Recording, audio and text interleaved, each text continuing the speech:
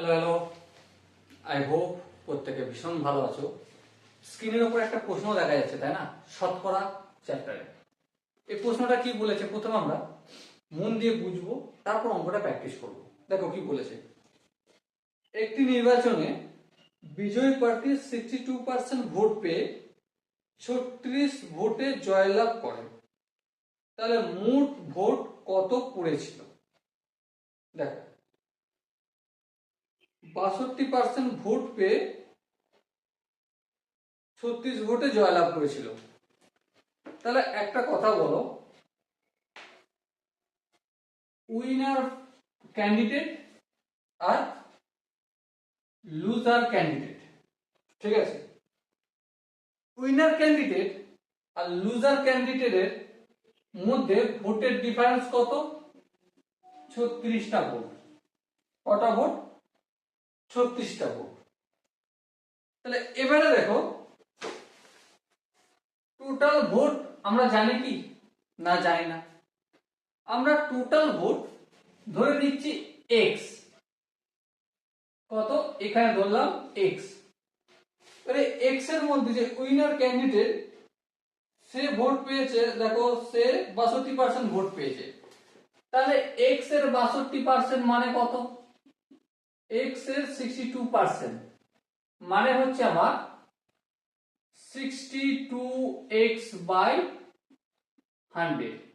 এই ভোটটা পেয়েছে আমাদের উইনার।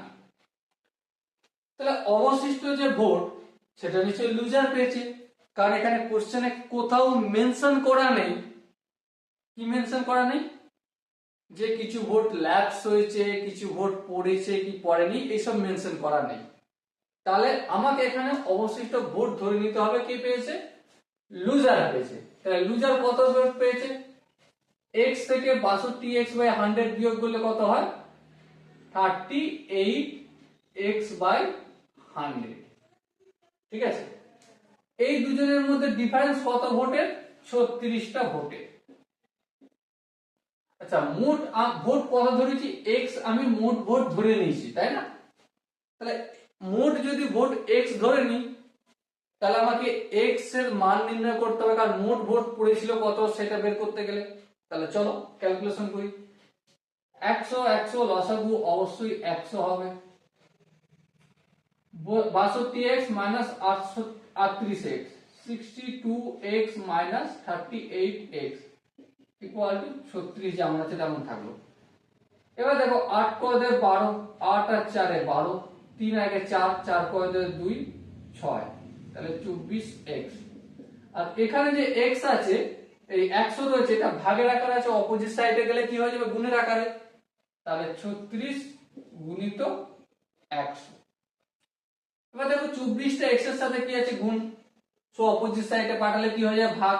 তাহলে x ইকুয়াল টু 36 গুণিত 100/24।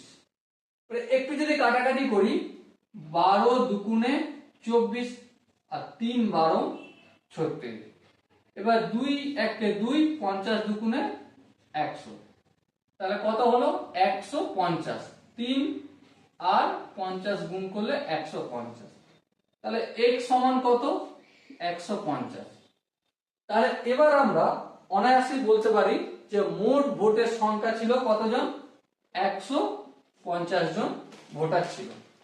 তো এখানে দেখো যে 4টে অপশন আছে, তার মধ্যে কোন অপশনটা ঠিক? অবশ্যই option B is the right answer. Okay, I hope এই কোশ্চেনের কনসেপ্টটা টোটালি বোঝা গেছে। যদি কনসেপ্ট কোনো জায়গায় বুঝতে অসুবিধা থাকে, ডাউট থাকে বা কনফিউশন থাকে, কি করতে হবে? কমেন্ট সেকশন রয়েছে, কমেন্টে জানাতে হবে। আর দেখা হচ্ছে নেক্সট ভিডিও। ততক্ষণ পর্যন্ত ভালো থেকো, সুস্থ থেকো এবং জয় হিন্দ।